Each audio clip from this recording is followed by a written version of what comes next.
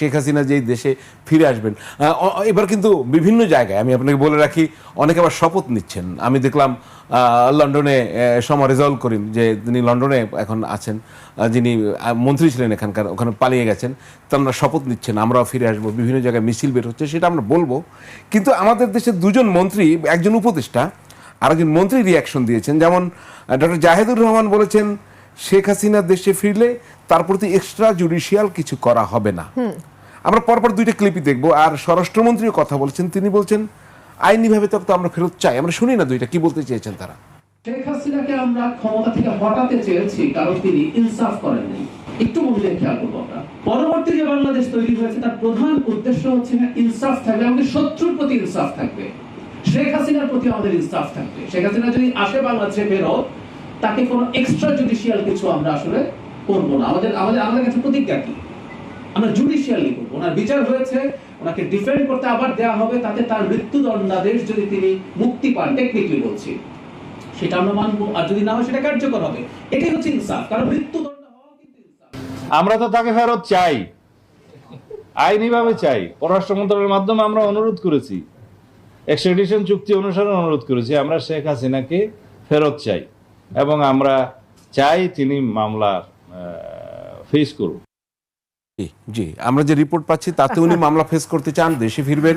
আবার নিষিদ্ধ কার্যক্রম, নিষিদ্ধ আওয়ামী লীগের নেতাকর্মীদের ভিতরে এক ধরনের আমরা লক্ষ্য করছি, আপনার এলাকায় সম্ভবত তারা মিছিল বের করেছিল, আমি সেটাই যাব। এই দুজনের বক্তব্যে কি বুঝলেন? আচ্ছা, জাহিদুর রহমান বলছেন এক্সট্রা জুডিশিয়াল কিছু হবে না। এক্সট্রা জুডিশিয়াল কি? What is extra judicial? Extra judicial বলতে আমরা বুঝি বিচার বহির্ভূত হত্যা, আমরা বুঝি গুম, আমরা বুঝি হেফাজতে নিয়ে নানান রকম নির্যাতন। উনি আসলে কি বোঝাতে চেয়েছেন? What does he mean by extra judicial? এক।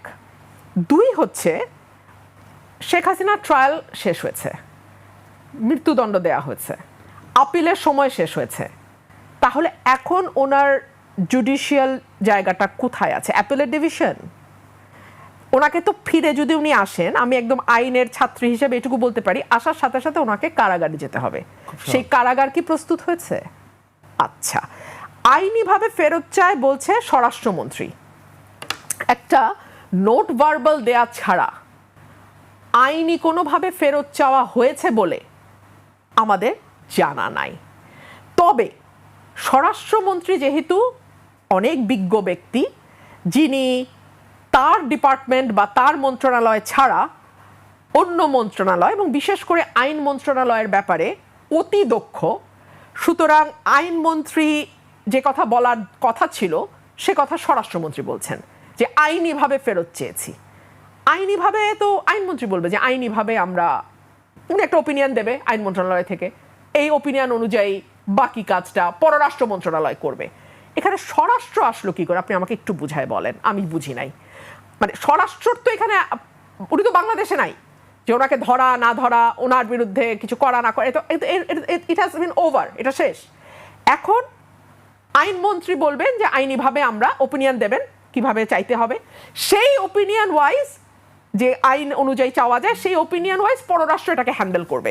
যাই হোক, এখন এটা তো মানে আমি যেটা বোঝার চেষ্টা করছি, মানে এটা কি আলোচনা হচ্ছে কেন? আপনি শোনেন, ভয়ে ভয়ে ধরেন শেখ হাসিনা সত্যি সত্যি ফিরলো, কথার কথা, সবচেয়ে বেশি বেকায়দায় কে পড়বে আমারে বলেন?